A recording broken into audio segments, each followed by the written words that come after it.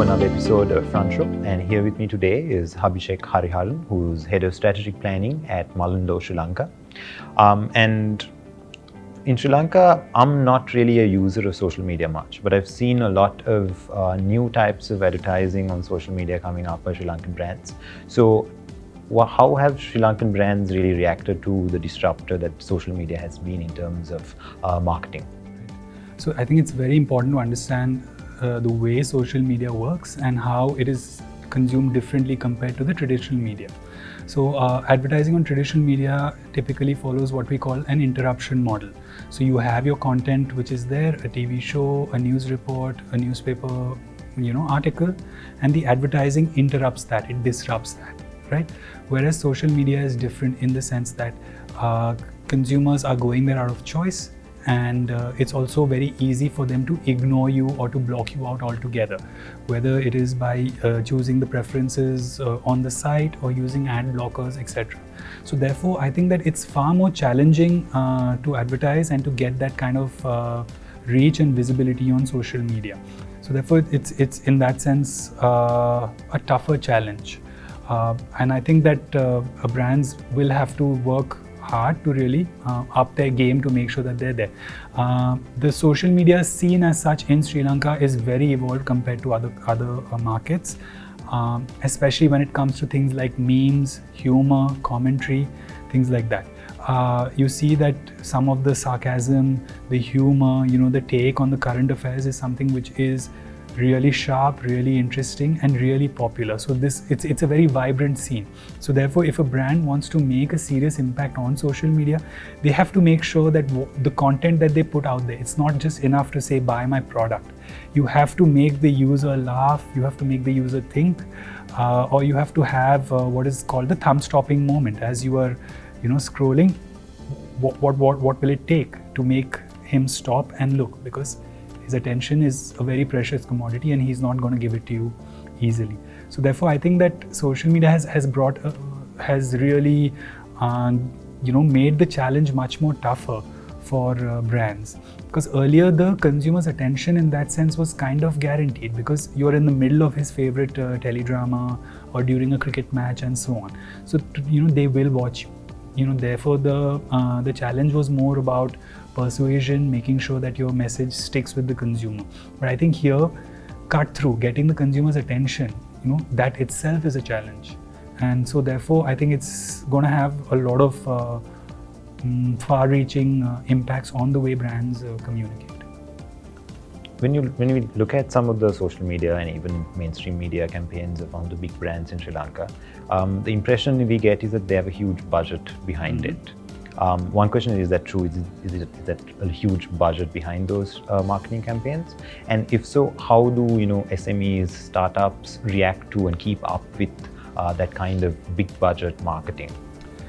Right. So it is true to some extent that at least compared to the local standards, the budgets tend to be on the higher side, right? But I think what's important to know is that there are two kinds of media: paid media and earned media. So you can have as many millions of rupees in terms of ad spends as you want, but that is not going to compensate, or that's not going to make up for not having a good idea at the heart of your communication. It's not going to make up for creativity, right? So I think especially when it comes to social media, the beauty of it is that it's a democratic playing field. It's a level playing field. I could be a very small startup. I could be a one-person business, and I can really take on the biggest multinational corporation with deep pockets if I have a good idea. If I'm able to give out a right message.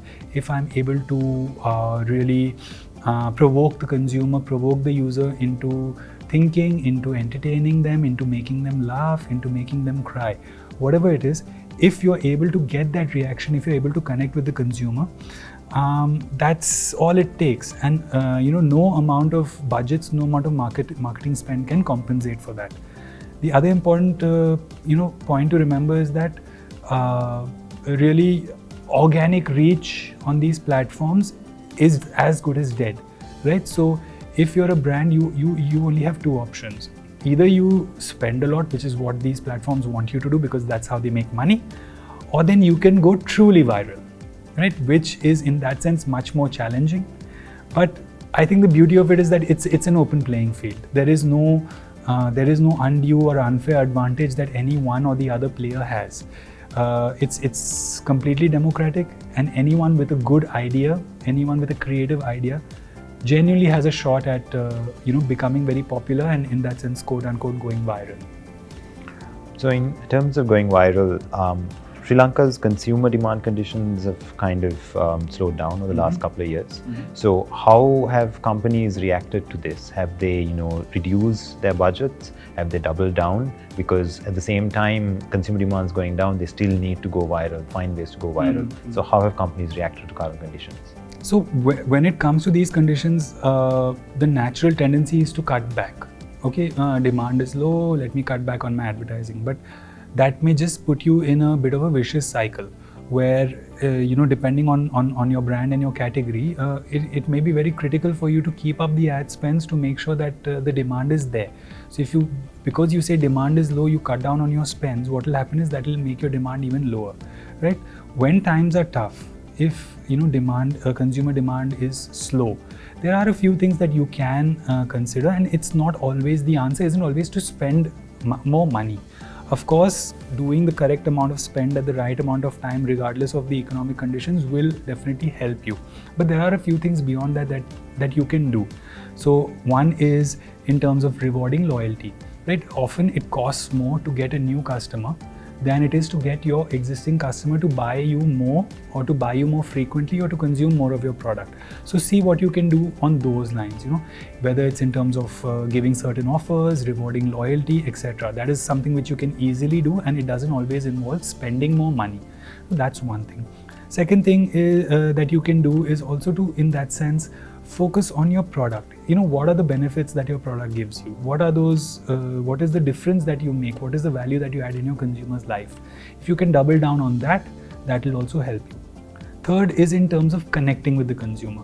Now, if as a brand you're feeling the heat, in terms of when you're looking at your sales numbers or your balance sheet, then just imagine, the families out there who are having to balance their budgets. For them, literally, it's a matter of their daily existence and their daily survival. So what can you do to help them there? It doesn't always have to be to spend something which involves a lot of ad spends. Can you talk about, can you make them laugh? Can you entertain them? Can you give them a message of hope? Can you provoke thought? To do this, you don't always need money, you need a good idea. And if you're able to do that, consumers recognize that this is a brand that is empathetic, it understands me, it wants to connect with me. And so therefore, when times are tough, if you connect with them, if you continue the engagement with them, when times get better, the consumers will reward you by giving you their business. So I think it's very important to really not think too much about the conditions around. Of course, it affects you, but the basics of building a brand, the basics of connecting with the consumer, the basics of making a difference in consumers' lives do not change. So I think it's important to really focus on doing the basics right, that is something which will help you regardless of what stage of the economic cycle we currently happen to be in.